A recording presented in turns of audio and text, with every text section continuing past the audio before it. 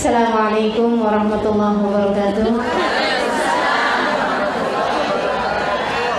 Alhamdulillahirabbil alamin bihi nasta'in ala umurid dunya waddin. Wassalatu wassalamu ala asyrafil anbiya wal mursalin sayyidina wa maulana Muhammadin wa ala alihi wa sahbihi ajma'in. Subhanaka la ilma lana illa ma 'allamtana innaka antal alimul hakim. Rabbi shrah li sadri wa yassir li amri wahlul 'uqdatan min lisani yafqahu qawli, amma ba'du. Alhamdulillah, ibu-ibu saudaraku sekalian yang saya muliakan, hari ini kajian kita mengenai risalah perjalanan masa depan yang akan kita jalani bersama-sama. Dan kemarin kita sudah bahas mengenai kematian, seperti apakah kejadiannya, dan kita paham juga bagaimana roh kita keluar dari tubuh hingga kemudian kita berada dalam alam kubur kita. Nah, kajian kita yang sekarang adalah mengenai kemana perginya roh di dalam kubur. Apa yang akan terjadi pada diri kita ketika kita berada dalam alam kubur nanti. Mudah-mudahan jadi pelajaran yang bisa membawa kedekatan kita dengan Allah SWT, membawa kita kepada jalan surga, menjadikan luas kubur-kubur kita nanti, menjadikan terang kubur-kubur kita nanti, insyaallah. Amin ya rabbal alamin. Dan seperti biasa kita akan awali dengan kembali membaca suratul Fatihah, minta kepada Allah kemanfaatan dari ilmu kita, minta kepada Allah SWT semoga ilmu yang kita dapat menjadi penyebab Allah SWT merahmati kita sekalian dan menjadi penyebab kebahagiaan hidup kita dimanapun saja kita berada, terutama di saat kita masuk dalam alam kubur kita nanti. Fatihah binatin nafa' wal intifa' wal mudzakarah wat tadhkir ibtigha' mardatih wa qurbih wa thawabih wa husnil khatimah ma'al lutfi wal afiyah wa salahil aqibah wa ila hadratin Nabi Muhammad sallallahu alaihi wa ala alihi wasallam. Al-Fatihah.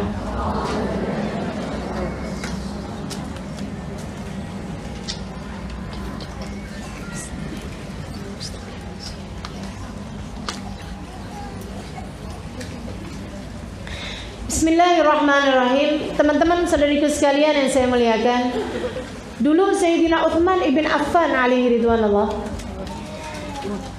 ketika membaca ayat-ayat tentang neraka, beliau sedih, beliau menangis. Ketika beliau mendengar tentang azab-azab di hari akhirat nanti, beliau sedih. Akan tetapi semua kesedihan tersebut kalah sedihnya dengan ketika beliau melewati kuburan. Tiap kali beliau melewati kuburan itu beliau bukan hanya sedih, akan tetapi beliau akan berdiri, kemudian beliau akan menangis sampai terkadang beliau senggrukan nangisnya, sampai seringkali harus dipapah ketika berjalan dari kubur tersebut menuju ke rumah beliau sama budak beliau, pelayan beliau yang kemana-mana selalu menyertai beliau, sampai bikin budaknya jadi aneh gitu, heran. Dia nanya, kemudian dia bilang, ya Sayyidi, wahai Tuan, mali ara, kenapa ya saya melihat engkau membaca tentang adab akhirat, adab neraka, melihat kesedihan-kesedihan di sana, kau sedih tapi tidak seperti kesedihanmu ketika melewati kuburan. Apa yang membuatmu seperti itu kalau saya boleh tahu? Beliau kemudian bercerita. Dia bilang, saya mendengar baginda Nabi besar Muhammad, beliau bersabda, al-qabru awal manzil min manazilil akhirah wa akhir manzil min manazilid dunya. Wa man naja minhu fama ba'dahu aisar wa man lam yanju minhu fama ba'dahu ashad. Aku mendengar Nabi Muhammad alaihi salatu wassalam, beliau bersabda, kuburan adalah tempat terakhir dari tempat-tempat dunia dan tempat pertama dari tempat-tempat akhirat. Pos pertama dari pos akhirat dan pos terakhir dari posnya dunia. Siapa yang selamat di kuburnya, yang sesudahnya akan menjadi lebih mudah. Dan siapa yang tidak selamat di kuburnya, maka yang sesudahnya akan menjadi lebih berat. Dia bilang, tiap ingat itu, saya ingat hadisnya Nabi. Sambil mikir, ya Allah, gimana kabar kira-kira kuburan saya nanti? Akankah ia akan menjadi awal kebahagiaan saya, ataukah ia akan menjadi awal derita saya? Teman-teman saya ikut sekalian, kuburmu apa kabarnya kira-kira? Selama ini rajin kita bangun rumah-rumah kita di dunia. Ada yang rusak, lampunya kita ganti. Ada yang bocor, kamar mandinya kita tambal. Ada yang mengelupas, dindingnya kita cat lagi. Teman-teman saudaraku sekalian, kuburmu, sudahkah kau pastikan ia terang? Sudahkah kau pastikan ia lebar? Sudahkah kau pastikan kuburmu nyaman? Sudahkah kau pastikan kuburmu yang akan menjadi tempat paling pasti akan kau tinggali nanti? Sudahkah kau pastikan ia menjadi seindah-indah tempat sesudah keadaanmu di dunia ini? Teman-teman sekalian, banyak orang bangun rumah nggak sempat ditinggalin, udah keburu meninggal. Banyak gak? Pernah tahu gak? Banyak orang bangun rumah nggak sempat ditinggalin, keburu meninggal. Sedih kita. Saudaraku sekalian, ada tempat yang pasti kamu tinggali. Kenapa engkau tidak berusaha membangunnya? Ada tempat yang pasti kita tinggali. Kenapa selama ini kita tidak berusaha untuk membangunnya, sehingga ia kelak layak menjadi seindah-indah tempat bagi kita, insya Allah. Amin ya rabbal alamin.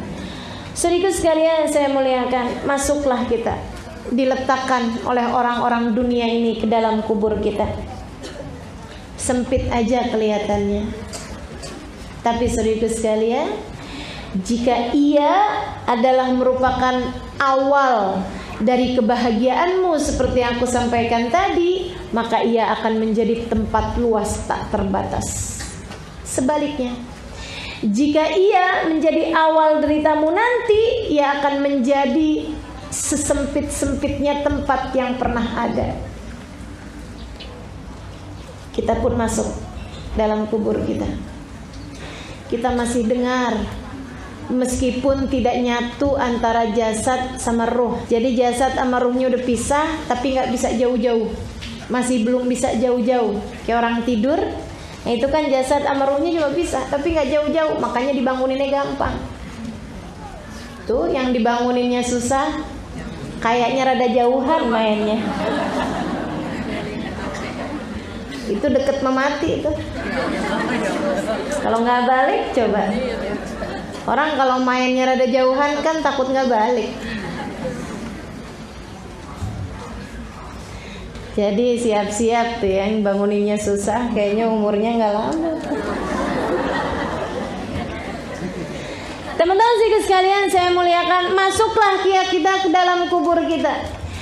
Itu antara ruh sama jasad udah nggak lagi nyatu, tapi nggak bisa jauh-jauhan. Kemana ruh pergi, jasad ikut menyusuli. Sampai kemudian kita pun diuruk di atas tanah. Itu kita juga bicara tuh sama mereka, hanya nggak bisa ada yang dengar. Tungguin nih, ini kenapa nih? Ini ada apa nih? Oh, kalian menguruk saya dengan tanah. Ya ampun, terus kalian begitu aja ninggalin saya. Kita lihat wajah anak-anak kita, kita lihat wajah suami kita, kalau kita duluan dari dia. Teman-teman sekalian, kita pun lihat semua orang-orang di sekeliling kita. Kemudian mereka pun mentalkin kita, menitipkan kita kepada Allah Subhanahu wa taala. Air mata mengalir dari mereka.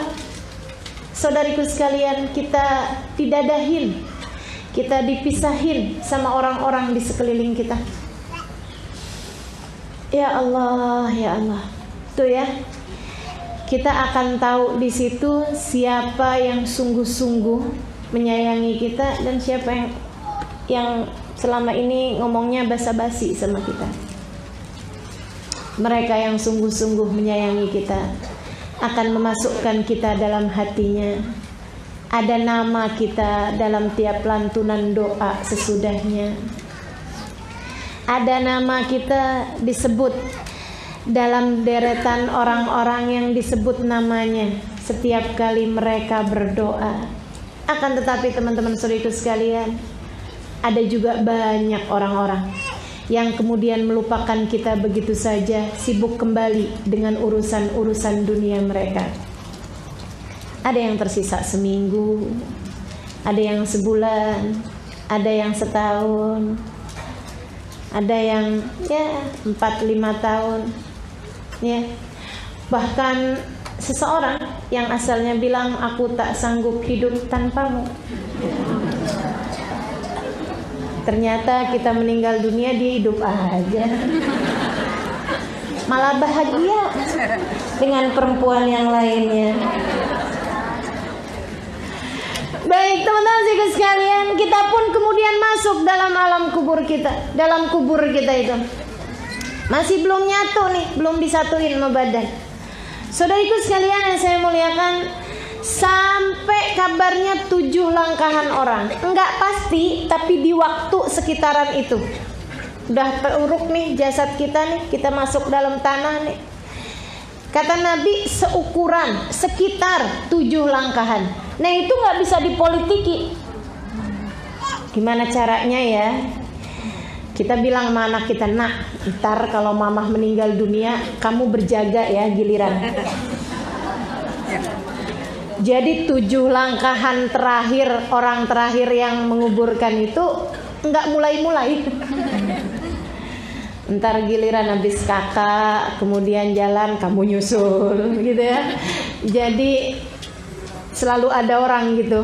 Jadi malaikat nggak datang-datang nih kayaknya sama mama. Nggak gitu teman-teman sekalian, nggak bisa dipolitiki. Itu hanya waktu perkiraan. Sekiranya 7 langkahan ke-7 orang terakhir yang melayat kita, yang mengantar kita ke kuburan, biasanya seukuran segitu, datanglah kemudian terjadilah kemudian pengembalian jasad, pengembalian roh kepada jasad. Saudaraku sekalian, di kisaran berapa menit lah, 15 menit atau setengah jam atau bahkan 1 jam dari orang menguburkan kita sampai kemudian mereka balik dari kuburan, kita pun sendiri, kita pun sepi. Kemudian dikembalikanlah ruh kepada jasad. Nyambung lagi tuh. Tapi sempit, dan sesudah kesempitan tersebut terjadilah apa yang harus terjadi dalam kubur kita yang pertama. Apa itu? Namanya Dhaghatul Qubur. Namanya himpitannya kuburan, teman-teman saudara sekalian. Kuburan akan datang menghimpit kita. Gimana caranya? Ini yang membuat wajah Nabi Muhammad SAW memerah ketika beliau telah menguburkan putrinya Zainab. Saudara sekalian saya muliakan, Nabi perempuan terakhir yang meninggal dunia sebelum wafatnya Nabi Muhammad SAW, sebelum wafatnya Nabi Muhammad SAW, Sayyidah Zainab alaiha ridwanullah, putri beliau SAW, Nabi sayang, Nabi cinta. Waktu dikuburin, habis saya dikubur, merah wajah Nabi Muhammad SAW. Orang-orang sudah mulai pergi dari kuburan, Nabi masih di situ, merah wajah Nabi. Sahabat yang di sampingnya lihat, ya Allah, ngalir air mata Nabi Muhammad SAW. Rasul, bukankah kita semuanya harus ridha dengan segala keputusan Allah? Nabi Muhammad bilang, saya tahu. Lantas mengapa air mata aku lihat di kedua matamu itu, wahai Rasulullah? Kata Nabi, saya tidak tega membayangkan tanah akan menghimpit tubuh putriku Zainab. Aku tidak sampai hati membayangkan tanah akan menghimpit tubuh putriku Zainab, kata beliau. Saudara sekalian saya muliakan, dihimpit kita nih dalam kuburan. Jadi kalau Sayyidah Zainab putri Nabi Muhammad alaihi wassalam, demikian pula dengan Sa'ad ibn Mu'ad, sahabat Nabi Muhammad bercerita, "Idza naja minhu ahad, kana Sa'ad bin Mu'ad minhum." Kata Nabi Muhammad alaihi wasallam, gak ada yang selamat dari Doqtatul Kubur. Andai ada yang selamat dari Doqtatul Kubur, Sa'ad bin Mu'ad pastilah akan menjadi salah satunya. Ala inna lil ardi la Doqtah. Sesungguhnya bumi ini memiliki himpitan, kata Nabi Muhammad alaihi wasallam. Apabila ada seseorang di antara mereka yang selamat, lanaja Sa'ad ibn Mu'ad, pastilah akan selamat Sa'ad ibn Mu'ad. Siapa Sa'ad bin Mu'ad, teman-teman sekalian? Seorang sahabat Nabi Muhammad alaihi wasallam. Dari Madinah. Nabi sayangnya sama dia luar biasa. Nabi waktu Sa'ad ibn Mu'ad meninggal dunia melihat 70.000 malaikatnya Allah yang tidak pernah turun ke bumi, turun ikut serta mengantarkan jenazahnya Sa'ad ibn Mu'ad. Saya ikut sekalian, sampai waktu dibawa nih jenazahnya nggak ada beratnya sama sekali, kayak ringan, orang kayak nggak berasa bawa apa-apa, malah jenazahnya ngebut, teman-teman saya sekalian. Ini nih jenazah dibawa sama orang malah ngebut gitu jenazahnya. Sehingga sekalian saya muliakan, malah cepet gitu jalannya, sampai sahabat-sahabat ikut di belakangnya rada buru-buru gitu. Sehingga sekalian saya muliakan, sahabat tuh kalau bawa jenazah ganti-gantian, nggak ada tukang pikul jenazah zaman dulu tuh. Jadi sahabat ganti-gantian gitu buat tabarukan, ngambil berkah dari jenazahnya orang soleh. Teman-teman sih sekalian, mereka ganti-gantian ngangkat jenazahnya. Nah itu pas waktu orang yang ngangkat jenazah orang muslim, orang mukmin, tentu saja mereka husnudzan. Mereka bilang, wih luar biasa ya Sa'ad ibn Mu'ad nih, sampai nggak berasa beratnya jenazah. Tapi ada orang munafik ikutan pas dia ngambil bagian ikut ngangkat jenazah, namanya juga orang munafik. Ini serem nih ya, serem. Mudah-mudahan Allah SWT selamatkannya kita dari segala kemunafikan. Amin. Mikirnya nggak pernah bisa positif, teman-teman sekalian. Hati-hati sama cara berpikirmu. Kalau mikir apa-apa nggak pernah bisa positif, lihat orang lain bawaan cari negatifnya aja, ini serem, teman-teman sekalian. Benih kemunafikan. Katanya si orang munafik, khafiful wazn khafiful qadr indallah. Ringan bener ya, emang ringan pahalanya nih kayaknya. Kagak punya pahala nih makanya peringan begini. Aneh kan? Teman-teman sekalian saya muliakan, dia ngomong gitu bisik-bisik sama sebelahnya. Ringan gak? Ringan kan? Kagak punya pahala nih. Saudara sekalian saya muliakan, ucapan bisik-bisiknya kedengeran sama Nabi Muhammad alaihissalam. Padahal Nabi ada di saf yang belakang, ratusan bahkan ribuan sahabat itu ikut mengantarkan jenazahnya Sa'ad.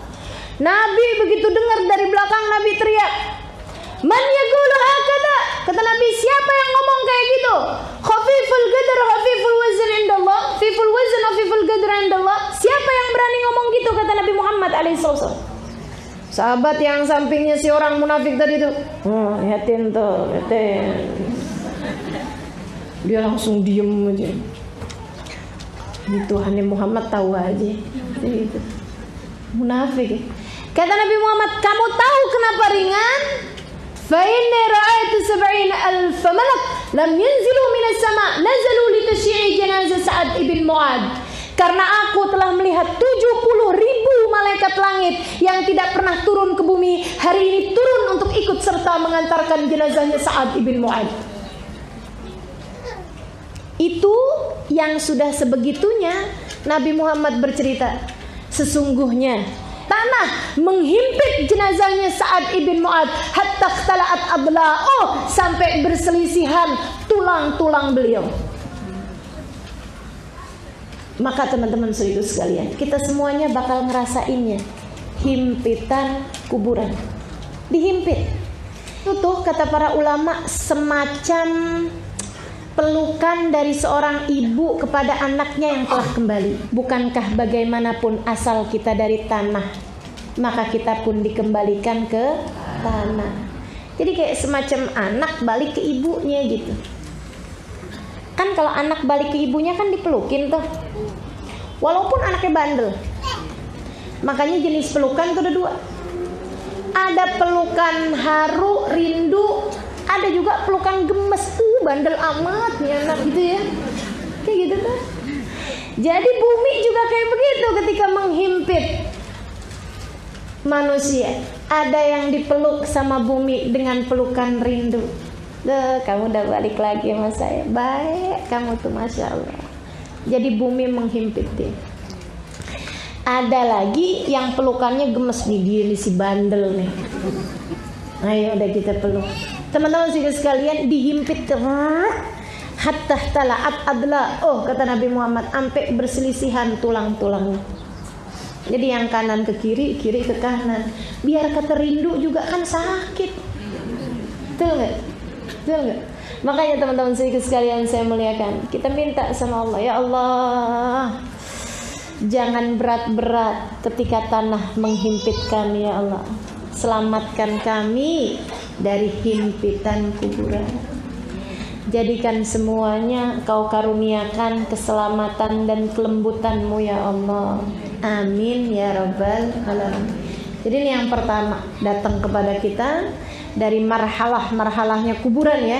Step by stepnya kuburan. Teman-teman sedikit sekalian saya muliakan, yang pertama adalah dhaghtatul qabr, adalah himpitannya kuburan. Dan ini teman-teman sekalian, siapapun merasakannya, nggak kafir, nggak muslim, nggak munafik, nggak mukmin, semuanya ngerasain. Nggak laki, nggak perempuan, nggak tua, nggak muda, siapapun ngerasain. Itu tadi semacam pelukan rindu dari tanah, dari bumi kepada kita, bagi hamba-hamba Allah Subhanahu wa taala yang soleh-solehah, dan semacam pelukan gemes, pegel, kesel, gemes itu ya, kalau anak bandel tuh kalau balik kemudian kembali ke pangkuan ibu. Teman-teman sekalian, seperti itu yang terjadi untuk pertama kali. Habis itu dibalikin. Habis dibalikin. Kemudian sepi, sunyi, kita menyadari bahwasanya kita sekarang telah berada di alam yang berbeda, alam yang lain. Kita menyadari bahwa kita sudah mati. Teman-teman sekalian, habis itu kemudian selang berapa lama kita sendirian dalam kuburan seperti itu, maka akan datanglah malaikat. Kabarnya dua malaikatnya, Mungkar sama Nakir. Ada juga yang mengatakan malaikatnya itu beda-beda. Lihat-lihat. Kalau yang datang kepada ahli maksiat dan orang-orang yang berbuat dosa atau bahkan orang kafir, Mungkar Nakir ini tadi. Tapi kalau yang datang kepada hamba-hamba tercinta di sisi Allah, kalau yang datang kepada orang-orang yang Allah SWT sayang, namanya bukan Mungkar Nakir, tapi Bashir dan Mubashir kabarnya. Wallahu a'lam. Teman-teman sekalian, ini kita nggak tahu nih kenapa gitu. Karena satu, kita belum ngerasain, gitu kan ya. Nah, tahu. Yang kedua, teman-teman sekalian saya muliakan, kan walaupun ngerasain juga kita nggak sempet nanya sama malaikat, namanya siapa dulu nih. Karena Nakir, Bashir, Mubashir nggak tahu ya. Cuman kabarnya, dan ini secara pasti Nabi Muhammad bercerita bahwasanya malaikat tersebut itu tampangnya menyeramkan. Yang datang kepada kebanyakan orang tampangnya adalah menyeramkan. Nabi Muhammad bertanya kepada Sayyidina Umar bin Khattab, "Kaifa bika ya Umar? Bagaimana kabarmu wahai Umar jika nanti satu hari kamu akan berada dalam alam, dalam kubur, untuk kemudian ada dua malaikat datang kepadamu. Badan mereka besar, mata mereka seperti kilat menyambar, suaranya seperti guruh yang menggelegar, dan di tangannya sebuah gadah besar.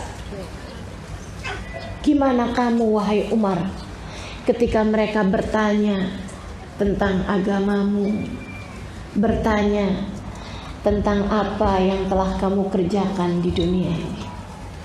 Sayyidina Umar ditanya begitu, nanya balik ke Nabi, "Rasul maaf, apakah pada hari itu saya punya hati yang ini, perasaan yang ini, atau yang lain Rasulullah? Yang saya bawa iman yang ini, Islam yang ini, rasa yang ini, cinta yang ini, atau yang lain ya Rasulullah?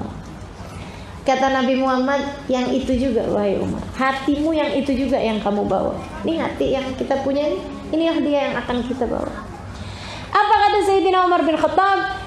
Idan akfi syarrahuma. Kalau emang yang saya bawa hati yang ini Rasulullah, insya Allah saya akan berhasil menghadapi mereka semuanya. Kekuatan iman. Maka teman-teman sekalian saya muliakan, akan datang tuh dua malaikat tersebut kepada kita. Mudah-mudahan tidak semenakutkan yang diceritakan. Mudah-mudahan yang datang tidak menakutkan. Kabarnya dari nakutinnya.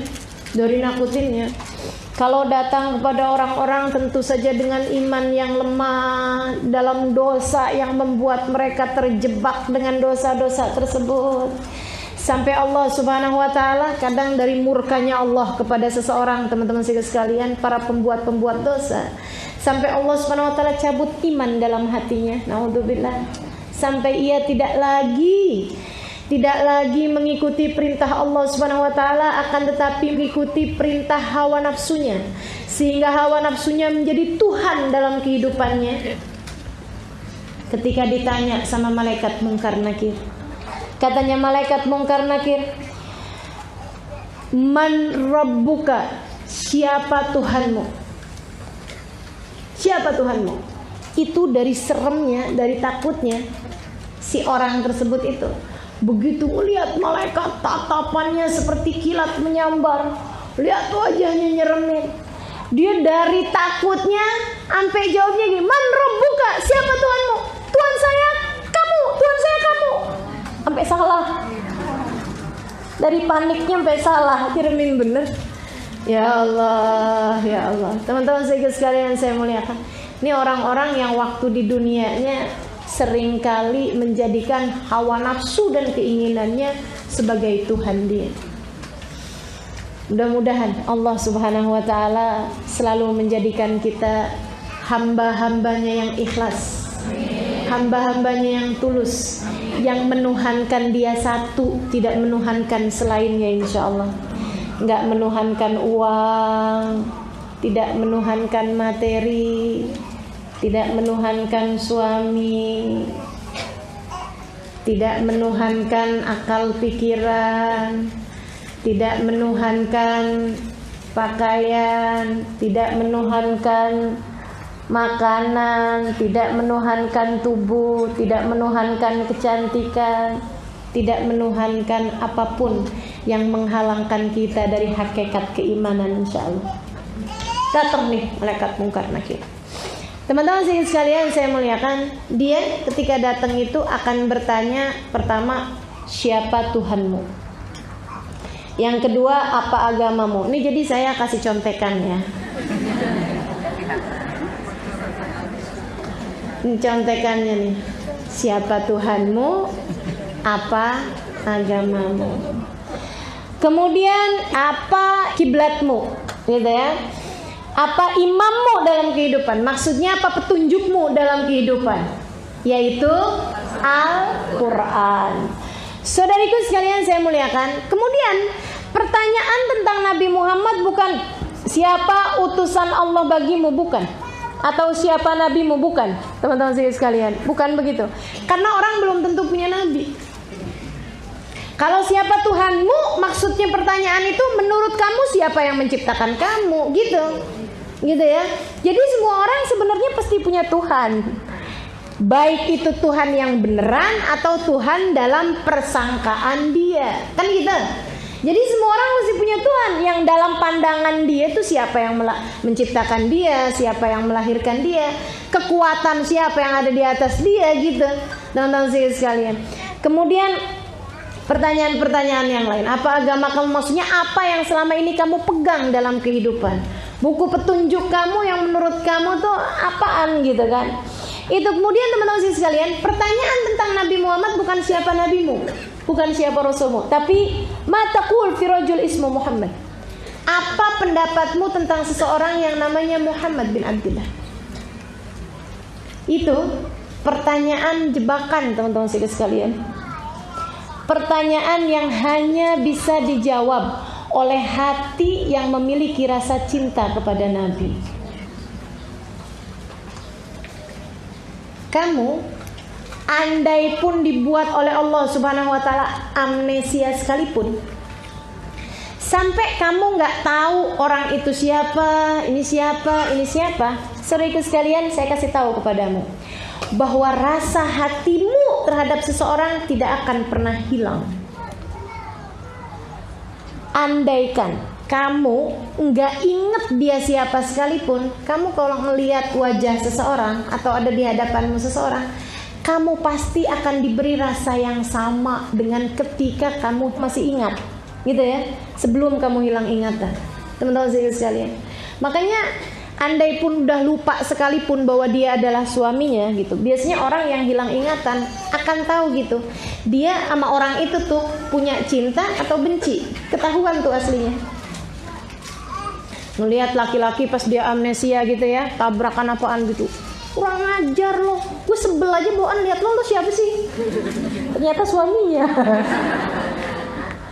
Itu ya, sekalian ngelihat dia gitu, kok saya cinta ya sama dia, saya sayang ya sama dia, dia siapa nih, ternyata suami kita. Itu rasa hati itu nggak hilang, teman-teman sekalian. Makanya pertanyaannya, apa pendapatmu tentang seseorang yang bernama Muhammad?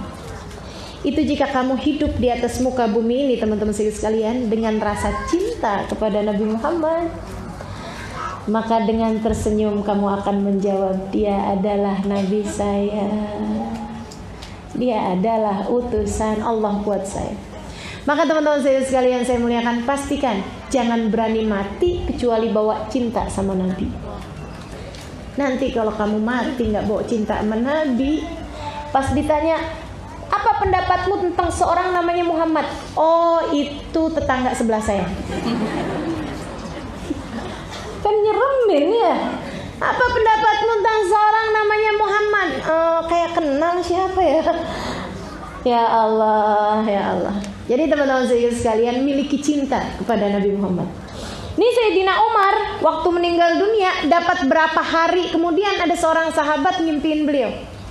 Maka nanyalah dia nih, karena dia tahu Nabi pernah nanya kayak yang tadi itu loh. Bagaimana kamu wahai Umar kalau ngadepin malaikat begini. Kata Sayyidina Umar bin Khattab, saya ngadepinnya.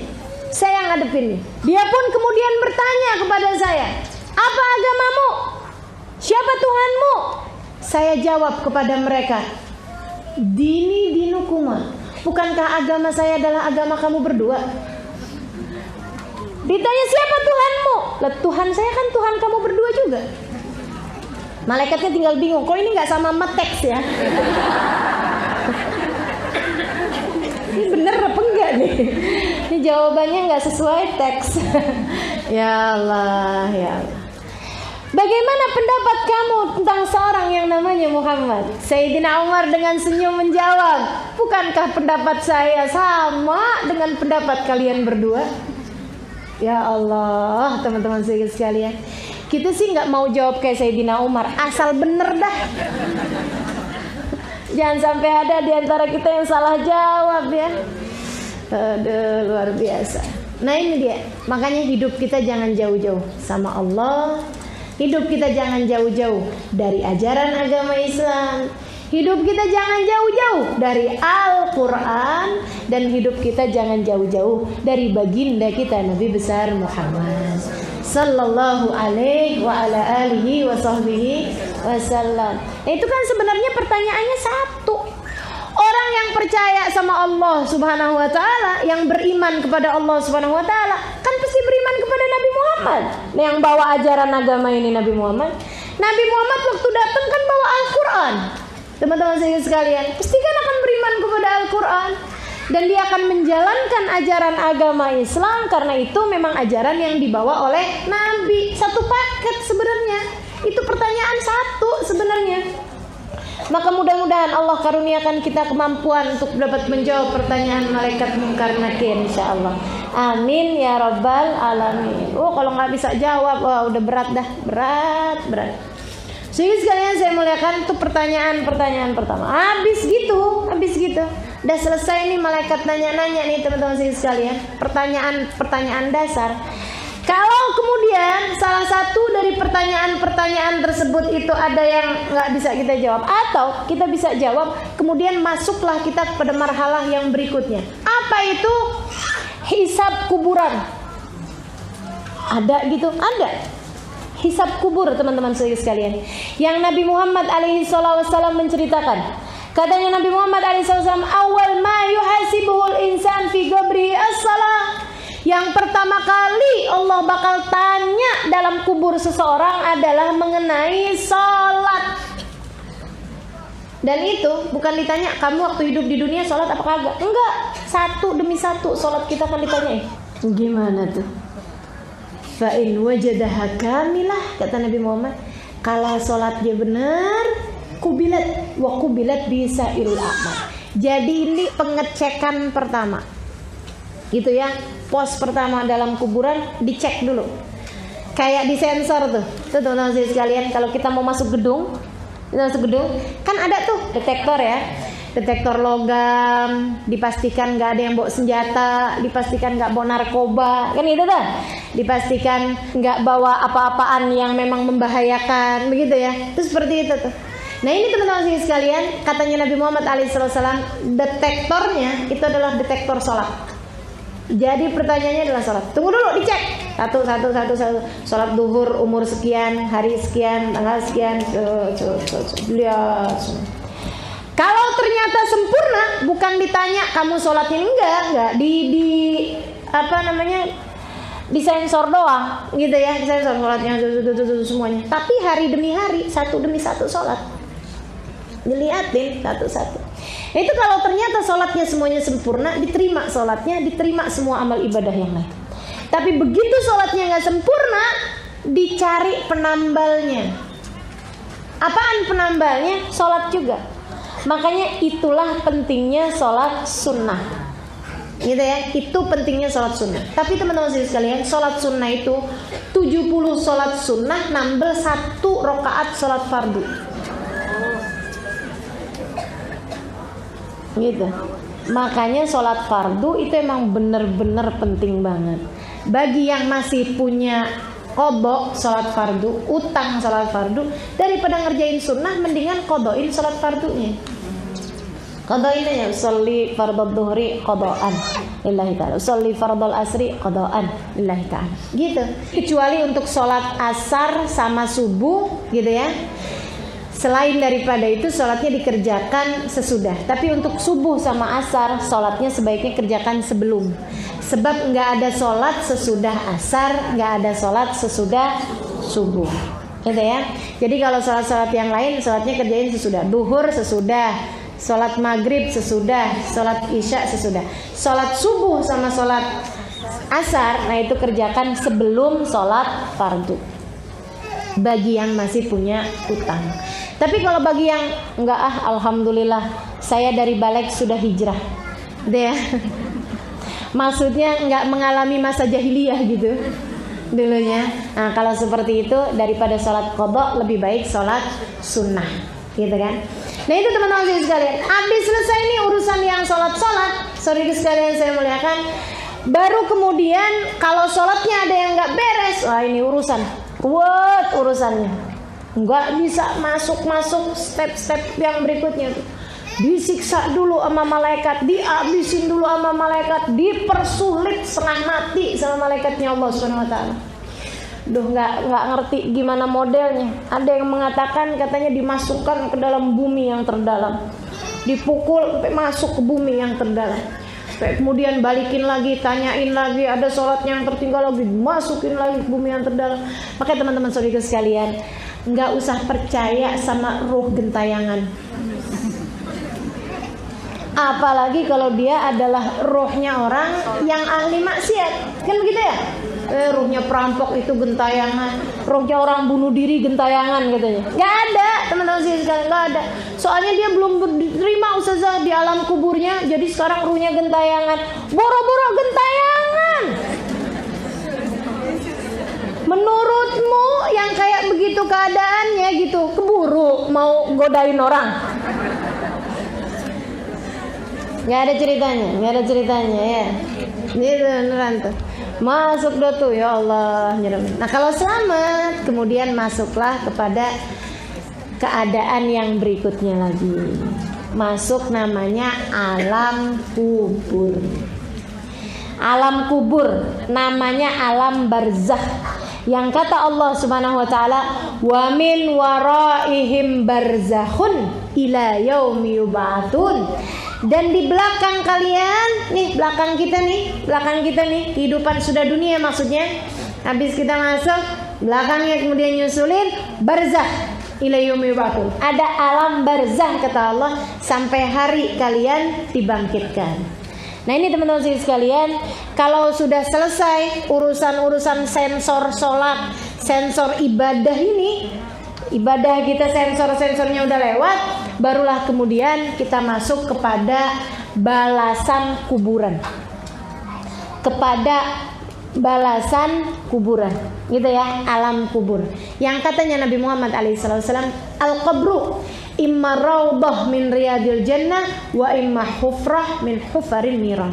Kuburan ada yang menjadi kebun-kebun surga, ada yang menjadi lubang-lubang atau lembah-lembah neraka. Kita mau bahas lembah neraka dulu apa taman surga dulu? Yang gak enak dulu katanya. Baiklah kalau gitu. Lembah neraka ya. Ya Allah, teman-teman sekalian, macam-macam. Ada diantara yang di lembah neraka itu ditaruhnya di sijin. Innal fujjara lafi sijin. Sesungguhnya orang-orang fajir berada dalam sijin. Apa itu sijin? Kerak bumi yang paling bawah. Panas bumi itu berasal dari sana, teman-teman sekalian. Yang kabarnya gunung-gunung berapi apa itu kan karena memang nyambung sama kerak bumi bagian bawah ya. Wallahu alam saudariku sekalian di mana tempatnya, akan tetapi di sana itu terdapat siksaan-siksaan, keadaan-keadaan yang sangat tidak menyenangkan, yang andaikan orang waktu hidupnya dia waktu di dunia senang terus selama 60-70 tahun. Ada nggak orang yang hidupnya di dunia senang terus? Ada nggak? Nggak ada kan? Orang hidup di dunia ini antara senang sama susah segitu-gitu aja. Senangnya segitu, susahnya segitu. Dan pasti aja ada kesusahannya, ada kemudahannya, ada kesenangannya, ada deritanya. Pasti namanya orang hidup di atas muka bumi, pasti ada air mata, pasti ada tawa, teman-teman sekalian. Semiskin-miskinnya orang, sesakit-sakitnya orang, pasti aja ada tawanya, ada senangnya bersama dengan kesusahan-kesusahan mereka. Teman-teman sekalian, ini ya, andai ada orang sepanjang hidupnya senang terus, tapi dalam alam kuburnya dia kemudian dimasukkan Allah ke dalam sijin. Ke dalam sijin ini tadi. Andai ada orang nanya sama dia di hari pertama dia berada dalam sijin, bagaimana kamu waktu hidup di dunia? Gimana kamu waktu hidup di dunia? Dia bilang, ya Allah, sepanjang hidup saya di dunia susah terus. Sepanjang hidup saya di dunia nangis terus. Sepanjang hidup waktu hidup di dunia derita terus yang saya hadapi.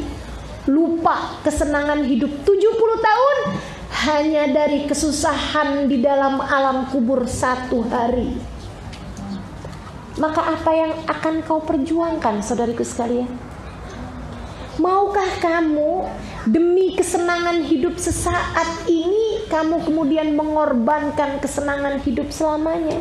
Yang bahkan senangnya kamu di dunia ini hanya akan terlupa dari beberapa jam aja kamu berada dalam sijin. Naudzubillah min dzalik. Mudah-mudahan Allah selamatkan kita, jangan ada yang dimasukkan dalam sijin insyaallah. Amin ya rabbal. Dan jangan gini juga, pengen tahu sijin. Bener nggak sih nih pelajarannya ustazah nih? Saya juga nggak tahu teman-teman saya sekalian. Tapi ketika Allah yang bilang kan kita percaya, betul nggak? Innal fujara lafi sijin. Sungguhnya fujar, orang-orang yang fajir, Allah akan taruhkan di sijin. Gitu. Itu paling enggak enaknya orang di dalam kubur, namanya sijin. Ada lagi sedikit sekalian saya muliakan, orang-orang yang mereka sih dibilang penuh dengan dosa, penuh dengan maksiat. Waktu hidupnya enggak juga sampai yang dimasukin ke sijin gitu, tapi dosa juga, maksiat juga gitu. Maksudnya balasan enggak enaknya di atas itu, mendingan gitu. Apa itu? Saudariku sekalian yang saya muliakan, mereka ini enggak masuk dalam siksa, tapi dibukain lobang melihat tempat kembalinya nanti di neraka kayak gimana. Kayak nonton TV gitu ya, tapi ceritanya di TV itu tentang diri sendiri. Yang ceritanya adalah film horor. Enak apa enggak tuh? Ya Allah, tersiksanya luar biasa. Ini nih yang nomor 1 sijin, sama yang nomor 2 ini. Kalau bulan Ramadan cuti. Kalau bulan Ramadan dihentikan, sijin ataupun yang kedua ini. Ini tayangannya selesai dulu. Jadi tersiksa-siksa setengah mati itu mereka melihat nanti nerakanya dia kayak gimana gitu. Ditontonin nerakanya, ya ampun, nyesel dah tuh, gitu ya. Pengen balik tapi kayak gimana? Rabbirji'un la'alli a'malu salihan fima taraktu. Ini yang pertama tadi yang saya ceritain di sijin, atau yang kedua yang dibukakan tempatnya nanti di neraka seperti apa? Ini teman-teman saudaraku sekalian yang saya muliakan.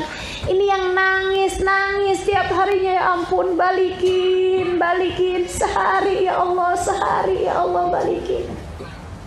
Enggak sehari deh ya Allah, sejam ya Allah, balikin. Oh enggak sejam, enggak apa-apa ya Allah, 5 menit balikin. 5 menit balikin. Dan kabarnya ini sering disampaikan oleh Hubabah Nur. Katanya Hubabah Nur, itu orang, andai mereka diizinin sama Allah Subhanahu wa taala buat balik sejam di bumi, apa yang mereka akan pilih? Mereka akan pilih hadir majelis, teman-teman sekalian. Mereka akan pilih hadir majelis. Yang sekarang kita lakukan ini. Ketika melihat bahwa balasan dari Allah Subhanahu wa taala untuk hadir majelis ternyata pahala yang enggak bisa dibandingkan dengan yang lain. Asal adabnya benar, asal niatnya benar, asal keadaan kita di dalam hadir majelis memang konsentrasi penuh pada apa yang sedang kita jalankan. Mudah-mudahan nih duduknya kita di sini jadi bekalan yang indah untuk saat kita berada di sana insyaallah. Jadi teman-teman sekalian yang kegerahan, minta ya Allah mudah-mudahan kuburnya nanti nggak gerah. Yang kesempitan, minta ya Allah mudah-mudahan nanti di dalam kuburnya nggak sempit. Makanya biar gerah juga saya nggak mau kipasan ya Allah. Biar gerah di sini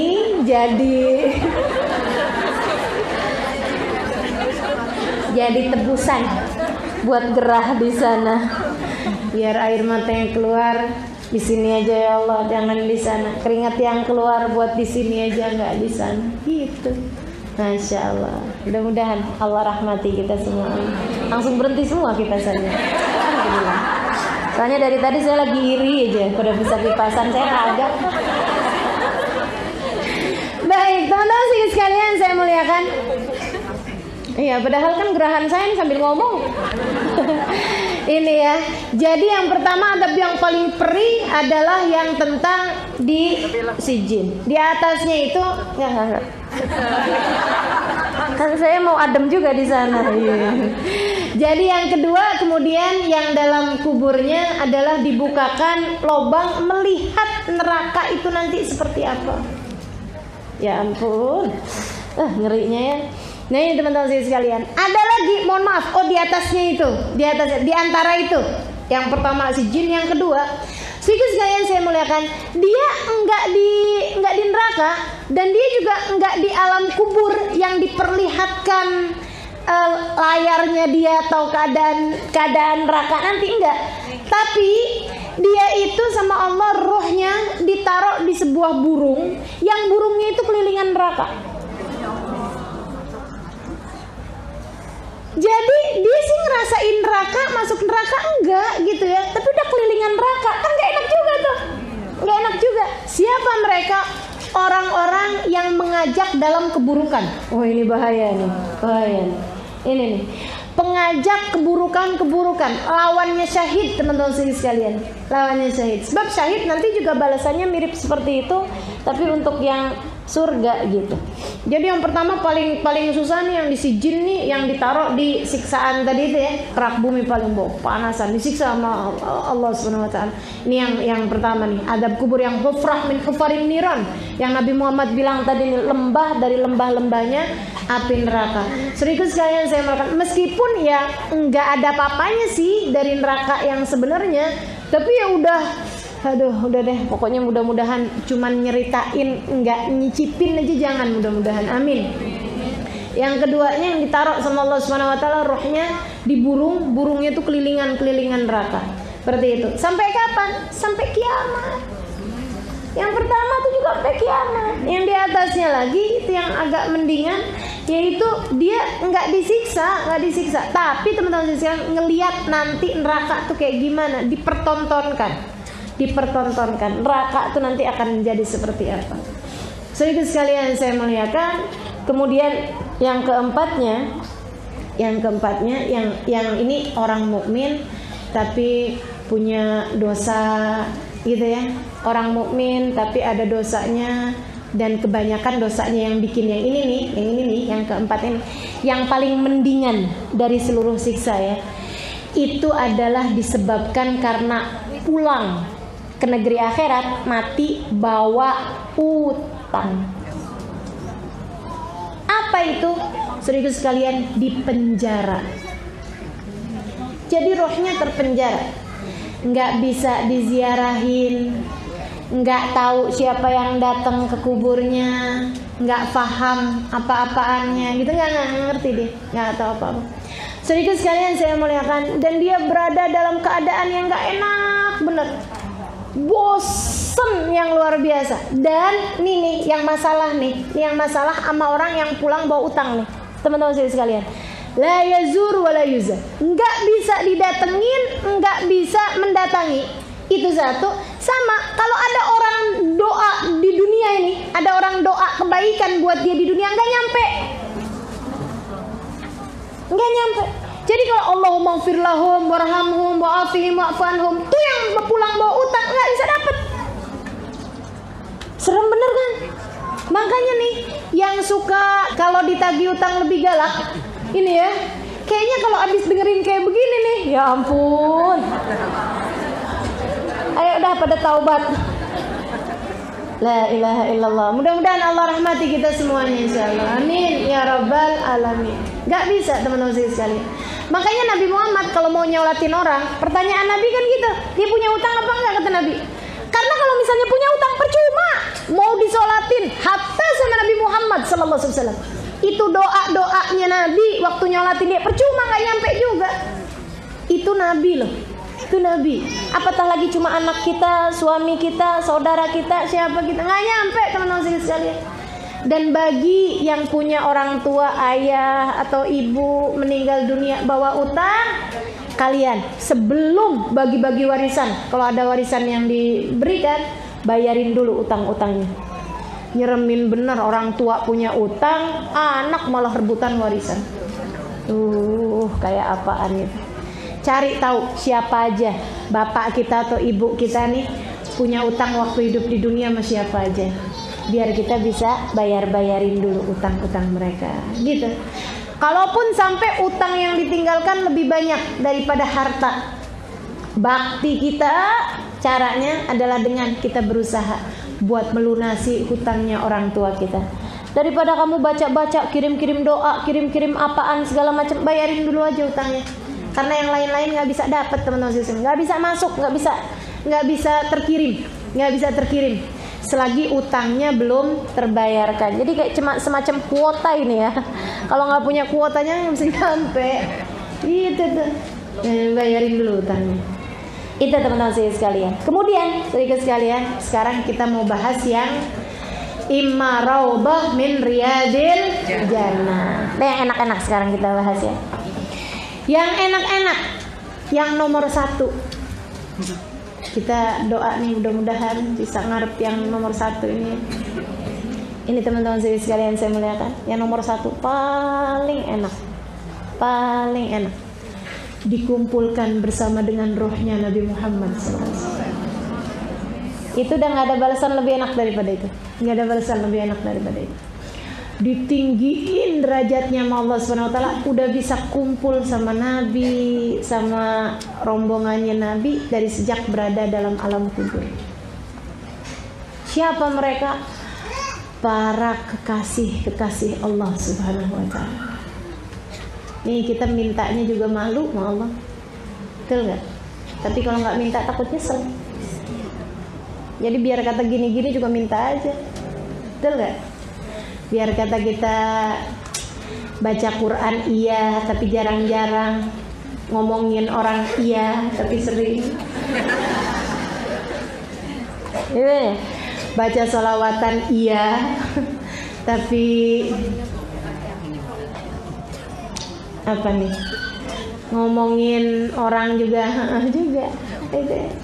Ini Nabi Muhammad alaihissalam tetap minta sama Allah SWT, Allah kumpulkan kami menabi, ya Allah. Teman-teman sekalian, kekasih Allah SWT banyak yang sekarang nih udah barengan sama Nabi Muhammad alaihissalam. Dan itu saudara sekalian, itu surganya mereka itu udah lebih daripada apapun. Ini yang katanya Habib Ali Habsyi, al jannah masaqani min wasfiha illa liqaumil hibbi fihi khayyama. Surga nggak ada yang bikin saya tertarik sama sifat-sifatnya kecuali karena Nabi Muhammad ada di sana. Nah ini udah di bumi, masih di sekarang mereka udah kumpul sama Nabi Muhammad alaihissalam. Karena memang itu adalah surga tertinggi bagi mereka. Sayyidina Abu Bakar As-Siddiq, teman-teman sekalian saya muliakan. Waktu lagi sakit udah berapa lama gitu. Ada satu hari Senin nanya sama Sayyidah Aisyah, "Ayyo min hadha ya binti?" Di atas pembaringan. Ini hari apa ya Aisyah? Senin ya. Oh, ini dia nih hari yang ayah tunggu-tunggu. Senyum lebar banget. Kok gitu ya? Iya nih dia nih harinya Aisyah. Senin kan? Nabi dulu meninggal Senin kan Aisyah. Terus ya, maksud ayah gimana? Ya Allah, semoga ini jadi hari engkau mempertemukan aku dengan kekasih hati. Gitu. Saudara sekalian, Bilal bin Rabah, hari saat kematiannya, sakaratul maut, dia teriak, "Wah Karba!" Istrinya teriak, "Wah Karba, aduh kesiannya Bilal." Bilal senyum lebar, "Wa tarabah. Qadan alqal ahibba Muhammadan wa hizbadu." Senangnya Bilal. Besok hari Bilal sudah bisa bersama dengan kekasih hati Nabi Muhammad sallallahu alaihi wasallam. Para sahabat, Sayyidina Husain, teman-teman saudara sekalian, cucu Nabi Muhammad alaihissalam, yang hari itu waktu tanggal 10 Muharram tahun tersebut beliau terpenggal kepalanya di medan Karbala pagi habis selesai salat subuh, gitu ya. Habis selesai salat subuh, beliau tegakkan pedangnya dengan tempat pedangnya itu ditegakkan sampingnya. Habis itu beliau tiduran. Sempat ketiduran gitu sebentar. Begitu bangun, hasbunallah wa ni'mal wakil, inna lillahi wa inna ilaihi raji'un, alhamdulillah ala kulli hal. Senyum lebar. Sayyidah Zainab nanya gitu, "Kenapa Husain?" "Ra'aitu jiddi." Kata Sayyidina Husain, "Barusan tadi saya ketiduran. Terus saya mimpi kakek kita Nabi Muhammad sallallahu alaihi wasallam. Wa ra'aitu jaddati." Saya mimpi ketemu sama Sayyidah Khadijah, nenek saya. Saya ketemu ibu saya Fatimah. Saya ketemu ayah saya Ali bin Abi Thalib. Saya ketemu saudara saya, saudara kita Zainab, saudaranya beliau ya. Dia bilang saya ngelihat Hasan, saudara saya meninggal duluan daripada Sayyidina Husain. Terus kenapa? Mereka semua tersenyum kepadaku dan berkata, "Al-lailah taftur indana ya Husain." Sore nanti kamu sudah akan berbuka puasa bersama dengan kami wahai Husain. Asyura tanggal 10 Muharram mereka puasa. Sayyidina Husain tetap berpuasa hari itu. Sampai siangnya ketika mereka sudah dalam keadaan berperang, dalam puncaknya perang, orang-orang pada bilang batalin aja puasanya wahai Husain. Sayyidina Husain bilang enggak, saya sudah punya janji buka puasa bersama dengan Nabi Muhammad SAW. Mereka berkumpul teman-teman saudariku sekalian bersama-sama. Andai ruh kita akan menjadi salah seorang di antara mereka. Mau mintanya malu sungguh. Saya mintanya nggak punya muka. Tapi kalau nggak minta takut nyesel.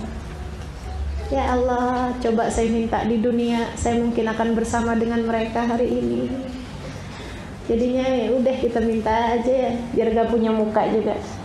Biar malu-malu juga minta ya Allah. Ijma'na wa ahbaban lana fi darikal firdaus ya rajwana. Ya Allah, kumpulkan kami semuanya bersama dengan baginda Nabi Muhammad sallallahu alaihi wasallam. Teman-teman sekalian, saya muliakan itu yang tertinggi. Di bawahnya itu ada orang-orang. Di bawahnya itu enak juga sih teman-teman sekalian. Jadi sama Allah SWT ditaruh rohnya ditaruh. Itu yang pertama tuh kalangan para wali ya. Itu dia makanya kenapa saya bilang malu kita mintanya sama Allah. Karena kita wali sih, wali murid. Ada yang bilang kita wali saja, wali kekeb. Ya ampun. Sedikit sekalian saya muliakan. Ini nih yang pertama nih kelompoknya para wali tuh yang bisa kumpul menabi dari sejak berada dalam alam barzah. Sedikit sekalian saya muliakan. Nah itu kelompok VIP. Dulu nggak tahu itu. Udah kelompok yang paling tinggi banget gitu ya. Kalau di kita nih di dunia nih kalangan pejabat teman-teman sedikit sekalian. Yang kalau dia lewat semua jalanan ditutup gitu loh. Kelas-kelasnya Raja Salman, ya kan? Yang kalau datang ke satu negara semua jalanannya itu dikosongin. Dia mau pergi kemana pakai pesawat pribadi yang di atas kayak gitu tuh. Itu kelompok pertama tuh yang barengan sama baginda Nabi besar Muhammad sallallahu alaihi wasallam. Bebas. Nah yang punya barzah itu kan Tuhannya Nabi Muhammad yang telah meletakkan nama Nabi Muhammad di pintu-pintu surga. Mau apa? Mau protes apa kamu? Itu yang di dunianya suka bilang Nabi Muhammad kan juga manusia sama seperti kita. Coba tuh bilang kayak begitu, ntar kalau kamu berada dalam alam kubur kamu akan tahu seperti apa Allah memuliakan Nabi Muhammad sallallahu alaihi wasallam. Baik teman-teman sekalian. Yang keduanya yang senang juga tapi di bawah tingkatannya para wali adalah para syahid. Seperti apa balasan Allah buat mereka? Rohnya ditaruh di burung hijau, kata Nabi Muhammad SAW. Burungnya keliling-kelilingan surga. Jadi dia sih enggak di surga, tapi Allah taruh rohnya di burung. Burungnya ngeliat-ngeliat surga, denger-denger suaranya surga, gitu ya. Wah seneng keliling-keliling surga. Sampai kapan? Sampai ntar datang hari kiamat. Seneng, girang. Tapi kan sebenarnya surganya belum buka, gitu ya. Kayak Dufan di waktu malam, gitu kan. Udah ada, tapi kan belum buka. Maksudnya belum mulai semua kesenangannya dan lain sebagainya. Gitu. Jadi mereka udah keliling-kelilingan surga, ngeliatin kenikmatannya. Sedikit sekalian saya muliakan, yang kenikmatan yang berikutnya, yang ketiganya kalangan VIP. Gitu ya. Ini teman-teman sedikit sekalian saya muliakan, mereka akan dibuka pintu melihat surga. Jadi kayak ngelihat film, tapi filmnya adalah isinya tentang surga gitu ya, itu kan udah seneng bener tuh ngeliatin surga, oh gitu, nanti gimana surga, seneng tuh. Sehingga sekalian, yang berikutnya nih, yang keempatnya, ditidurkan sama Allah Subhanahu wa taala, naumat aris, katanya Rasulullah SAW. Ditidurkan seperti tidurnya pengantin. Pengantin kan tidur kayak berasa baru sebentar gitu, padahal lama kan gitu ya tidurnya. Ini yang katanya Allah SWT dalam Al-Quran, ketika dibangkitkan mereka bilang, man ba'athana min marqadina hadza. Kalau datang hari kiamat, siapa nih yang bangunin kami dari tidur panjang kami ini? Itu ada kelompok orang-orang yang ditidurkan. Ini kayaknya yang hobi-hobi tidur di dunia nih, tapi dia taat pada Allah Subhanahu wa taala gitu ya. Nah, itu bisa jadi nanti balasannya adalah disuruh tidur. Ya, tidur dah, udah kayak nggak sadar apa-apa, nggak tahu apa-apa gitu.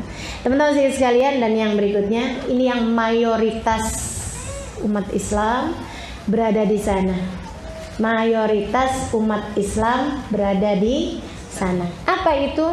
Di dalam kuburan nanti mereka saling mendatangi, saling ziarah, menziarahi, ini ketemu sama si ini, kayak kehidupan di dunia gini, kayak kehidupan dunia ini, cuman bedanya ya mereka dalam kesenangan, ngobrol-ngobrol. Makanya sampai ada satu riwayat hadis menceritakan bahwa kalau ada orang datang hidup, maksudnya meninggal baru, sampai ditanya-tanyain gitu sama teman-temannya yang lain gitu, istri saya kabarnya gimana, anak saya kabarnya gimana, kayak gitu. Mereka saling cari tahu gitu. Dan itu yang membuat tidak ada kesedihan lebih mendalam bagi orang yang sudah meninggal dunia daripada mendengar kabar kemaksiatan anak-anaknya. Makanya kita suka bilang, ya Allah, kalau ada kemaksiatan yang kami perbuat, janganlah sampaikan kepada orang tua kami yang sudah meninggal dunia kabarnya. Karena memang sampai, teman-teman sekalian, kabar-kabar dunia ini sampai. Saya nggak tahu apakah pertanyaannya sampai dengan siapa ya presiden kita. Nah, saya nggak tahu tuh. Saya nggak tahu ya. Saya nggak tahu. Tapi yang pasti bahwa mereka akan bertanya-tanya tentang kabar-kabar orang-orang yang mereka cintai, yang mereka sayangi waktu di dunia ini. Kecuali itu tadi yang pulangnya bawa utang.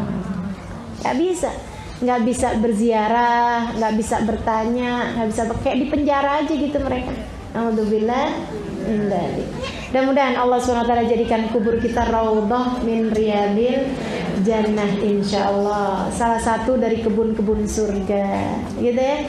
Itu yang kebun-kebun surga tuh berarti ya itu tadi, kesenangan-kesenangan di dalam alam kubur nanti itu ya. Ada yang bisa ziarah menziarahi, saling kunjung satu sama lain kayak kehidupan di dunia ini gitu, dan lebih luas lagi. Ada juga yang seperti yang tadi saya sampaikan gitu ya, ditidurkan gitu kan, ya itu senang juga, alhamdulillah, selamat lah yang pasti kan, asal ditidurin kan udah selamat gitu ya, nggak sadar apa-apa, nggak dikasih kesusahan apa-apa. Kemudian ada lagi di atas yang bisa melihat nanti ini surganya akan menjadi seperti apa. Kemudian lagi yang keempat, ini senangnya luar biasa, mereka dikeliling-kelilingin di surga Allah SWT, tapi mereka belum di dalamnya, akan tetapi berada di seekor burung. Kemudian lagi yang paling indahnya, yang dapat bersanding dengan baginda Nabi Muhammad sallallahu alaihi wasallam. Teman-teman sekalian, gimana caranya buat selamat di kuburnya? Gimana cara kita buat selamat di kuburan? Yang pertama, yang pasti, kuburmu nanti akan menjadi balasan dari apa yang kamu kerjakan di dunia. Maka istiqomahlah dalam jalan taat. Gitu kan?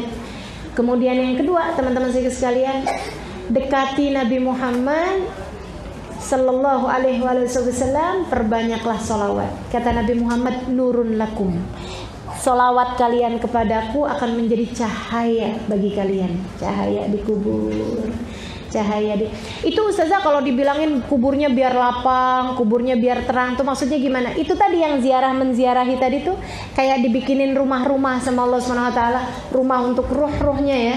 Itu yang ada yang terang, ada yang lapang, ada yang sempit, semuanya itu buat yang kuburnya itu diberi balasan oleh Allah SWT, balasan yang kebanyakan mayoritas umat Islam seperti itu. Jadi kayak gitu teman-teman sekalian yang saya muliakan. Kemudian lagi yang berikutnya adalah jangan berani tidur sebelum baca surat Tabarakal Mulk. Kata Nabi Muhammad seperti itu, Hiya, surat Tabarak itu salatuna ayat, kata Nabi Muhammad SAW, hanya terdiri dari 30 ayat. Akan tetapi hiyal munjiyah, hiyal munqidah min adabil qabr, dia dapat menyelamatkanmu, dapat membebaskanmu dari azab kuburan. Dapat menyelamatkanmu dan dapat membebaskanmu dari azab kuburan. Makanya jangan berani-berani tidur sebelum baca surat Tabarakal. Takut bangun-bangun udah dalam kubur. Nah ini kalau pas bangun-bangun udah dalam kubur kan kita seenggaknya gitu ya. Kalau udah tiap tidur baca surat Tabarakal Muluk kan alhamdulillah kita dapat kesenangan. Meskipun tentu aja nggak ada sih orang yang secara bangun-bangun tidur udah berada dalam azab kuburan. Pasti melewati sakaratul maut, melewati doktotul kubur seperti itu ya teman-teman sekalian. Mudah-mudahan Allah bahagiakan kita dalam alam kubur kita insya Allah. Sebahagia-bahagianya insya Allah. Yang sampai membuat kita lupa segala kesusahan-kesusahan kita selama berada di dalam dunia ini insya Allah. Mudah-mudahan Allah SWT bahagiakan kita sebahagia-bahagianya dalam alam kubur kita. Rabbana zalamna anfusana wa illam taghfir lana wa tarhamna lanakunanna minal khasirin. Rabbana atina fid dunya hasanah wal akhirati hasanah wa qina adzabannar. Sallallahu ala sayyidina Muhammadin wa alihi wasallam. Alhamdulillahirabbil alamin.